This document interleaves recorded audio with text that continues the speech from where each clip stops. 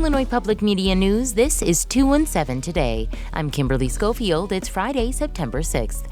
Coming up, we'll listen to a conversation with the Assistant Director for Programming and Engagement at the Krannert Center for the Performing Arts about what audiences can expect this upcoming season.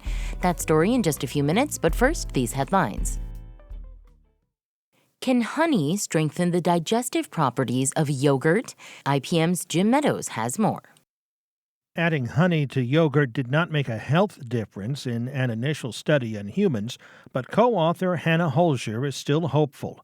She's a nutrition professor at the University of Illinois in Urbana-Champaign. She wants to try the study again with participants with more serious digestion issues. Because those individuals may actually be able to see a benefit because they're going to have more room for improvement than our study participants would. The addition of honey did help the beneficial microorganisms in yogurt survive digestion.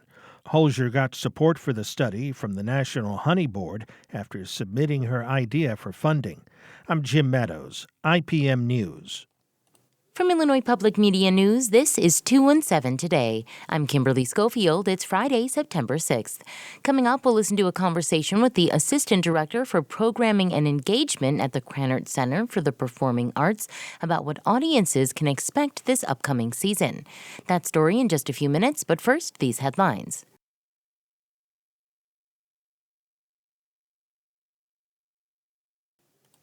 Some 9 to 11-year-olds are at a higher risk of experiencing depression in challenging social settings. That's according to a new study from Northwestern University. Anna Savchenko has more.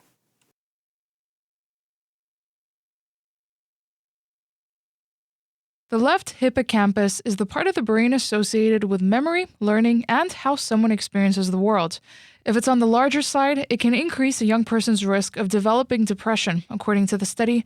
Here's author Claudia Haas. Early adolescents with a larger left hippocampal volume appear to be much more sensitive to the negative effects of these difficult environments and are more likely to develop depressive symptoms if they find themselves in a difficult family, if they're struggling with peer relationships. Haas hopes this study makes parents and policymakers more aware of how a child's environment affects their well-being. Anna Savchenko, WBEZ News.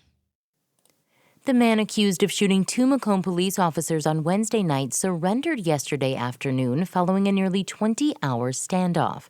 Rich Egger reports. Police say 38-year-old Shay King Mathis is charged with 4 counts of aggravated battery to a police officer and 1 count of aggravated discharge of a firearm. Police Chief Jeff Hamer says officers were serving a search warrant at Mathis's home and announced their presence multiple times before entering the house. They were then shot in the torso and the leg. Both officers were transported to area hospitals and then transferred to a trauma center in Peoria. Both officers are recovering at home and are expected to make a full recovery. Hamer declined to name the officers or say what the search warrant was for. He says Mathis had some limited criminal history from more than a dozen years ago, but no local law enforcement agencies had interactions with him. Rich Egger reporting. The Illinois Flag Commission is now accepting designs for a new state flag. The current flag was adopted in 1970 and features the state seal with the word Illinois underneath against a white background. Democratic State Senator from Springfield, Doris Turner, says the flag should represent what it truly means to live in Illinois. The seal represents government, and I believe that the flag should be a symbol that represents the people and not the government. The public has until October 18th to send in their works of art. Then the commission will whittle the submissions down to 10 flags. Residents can vote online for their favorites next January. The General Assembly will make the final decision to either adopt a new flag design or keep the current one next spring. Still to come, we'll listen to a conversation with the Assistant Director for Programming and Engagement at the Krannert Center for the Performing Arts about what audiences can expect this upcoming season. That story is coming up next on 217 Today. Next time on the 21st show, our Friday reporter roundtables, including officer-involved shootings in Macomb and the Quad Cities, and a judge in Rockford striking down the part of Illinois' concealed carry law that prohibits firearms on public transportation. I'm Brian Mackey. That's next time on The 21st Show. Join us.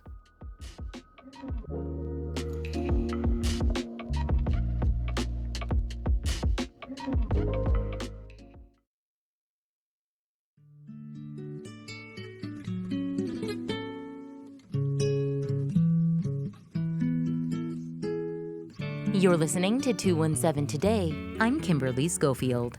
The Krannert Center for the Performing Arts in Urbana has announced its season for 2024 through 2025. There will be performances from international, national, local acts, University of Illinois student performances, and of course it kicks off with the opening night party tonight, September 6th. I spoke with Julianne Eyre, the Assistant Director for Programming and Engagement, about what we can expect to see, hear, and interact with this season. Julianne, thank you so much for joining me. Are there any events that you are particularly extra excited about coming this season? Oh gosh, it's really hard to choose. I mean, what's so great about Krannert Center is we have so many events that reach out to so many different kinds of people. So I'll try to just highlight a few. But I'm excited about so many of them. I mean, first of all, everyone should know that our opening night party on September 6th is totally free and open to everybody. So it's a great opportunity to come on by and get a taste of Krannert. We have a really popular reggae band, Soja. True love, how do you know? Will I what you mean to me? Several hip hop and footwork dance companies coming from all around the country. Ladies of Hip Hop from New York City, Versatile Street Dance Company from Los Angeles, and the Era Footwork crew are going to be here from Chicago. And also just other fabulous artists that are super innovative for our opening. And that actually goes all the way through Saturday. We have a lot of family programming on the Saturday.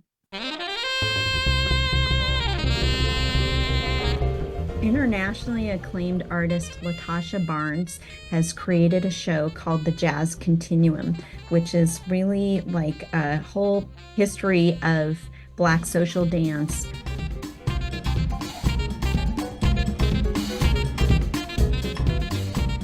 I saw it in Chicago. The audience literally rushed the stage at the end and all got up and had a big dance party. It is such a fun, joyous show, and that is the following weekend, September 14th. We have jazz luminaries coming throughout the season, Terrence Blanchard, Charles Lloyd. There was just a huge piece in the New York Times about an artist, Michelle Ingacello, and she's going to be here in January.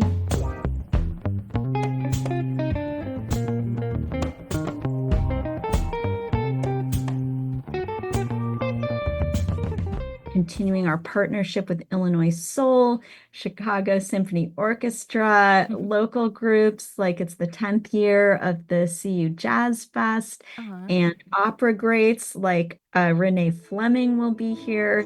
No matter how many have perished beneath the trees.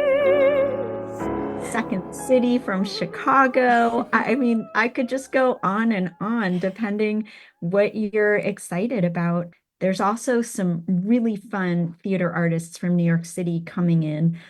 Sister Sylvester is a younger theater artist whose work I've seen a couple times in New York. She's bringing in a show called Drinking Brecht, the German playwright.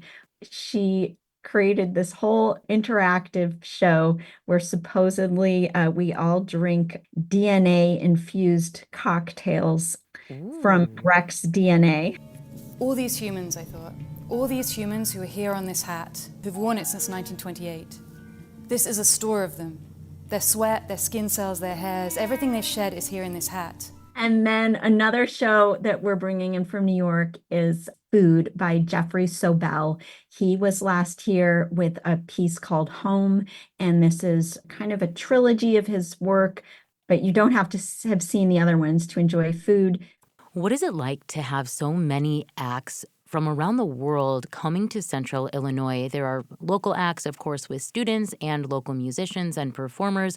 There are international musicians. There are playwrights. I see Taylor Mack is coming. Years ago, I assistant directed a community theater work of Taylor Mack's play Here. So I got really excited when I saw that Taylor Mack is coming. How do you feel about that when you see all these big names coming to the theater, or even some smaller names or lesser known names but have a response from the community? I feel blown away, honestly, and I feel so fortunate to be able to be a part of a team that can bring these artists to the Krannert Center.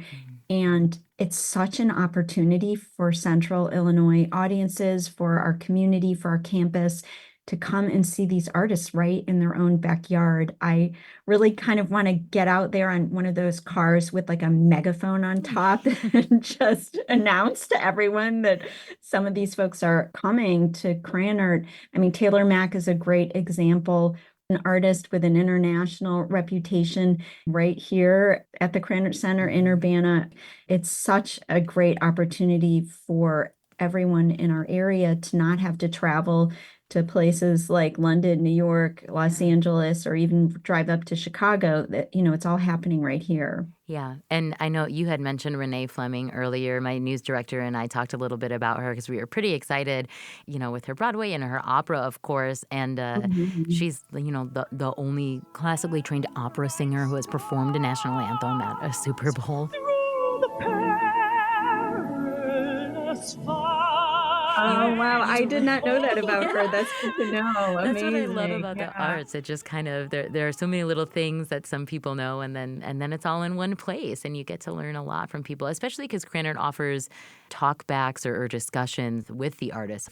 There's a lot of engagement that you all offer between the performances or the performers and the community. There's so much engagement. So I'm actually work both in programming and engagement. And I think a lot of people don't even know all the things that Krannert Center is doing in the community. For example, Ladies of Hip Hop is going to be working with teenage girls over at Centennial High School while they're here. They're also doing a workshop, a master class for University of Illinois students, Versatile Dance Company. Wow. Same thing. They are going to be at the Ready School in Urbana and also working with U of I students.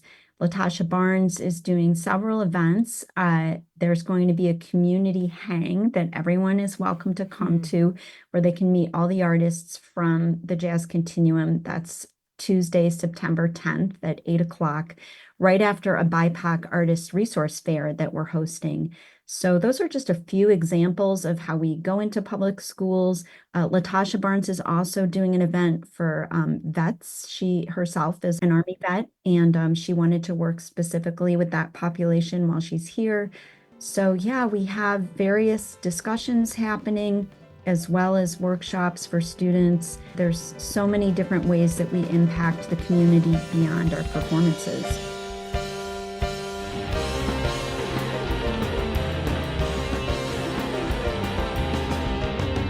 Krannert Center for the Performing Arts kicks off their season with the opening night party tonight, September 6th. The group Squonk, who you can hear playing right now, will perform their newest show, Brouhaha, starting at the University of Illinois' main quad at 5:15 p.m. on Friday, and will lead the audience in a procession to Krannert Center's amphitheater to finish their performance and continue with the rest of the festivities. For more information about the opening night party, the opening weekend, the entire season, and tickets, you can visit KrannertCenter.com.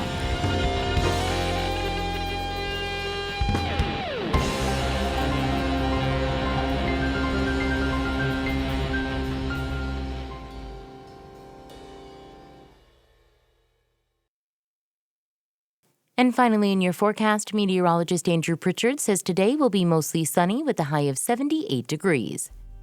That's it for today. 217 Today is produced by Stephanie Mosqueda. Reporting today contributed by Jim Meadows, Emily Hayes, Anna Savchenko, Rich Egger, Mawa Iqbal, and Kimberly Schofield. Music by the Kilborn Alley Blues Band. Reginald Hardwick is our news director. I'm Kimberly Schofield. 217 Today is a production of Illinois Public Media. Thanks for listening, stay safe, and we'll talk to you again on Monday.